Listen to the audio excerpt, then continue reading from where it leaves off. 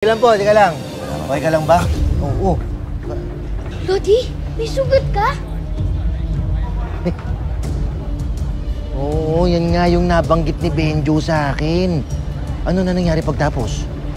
Ayun, napasok ko na yung kuta ng aswanggang. Buti lang dumating yung mga pulis kaya nahuli yung mga hindi nakatakas.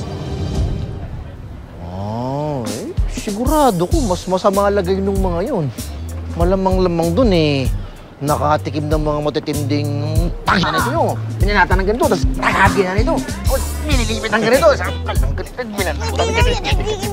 Paano? Ganito, kitang-kita ng dalawang mata ko. Ano?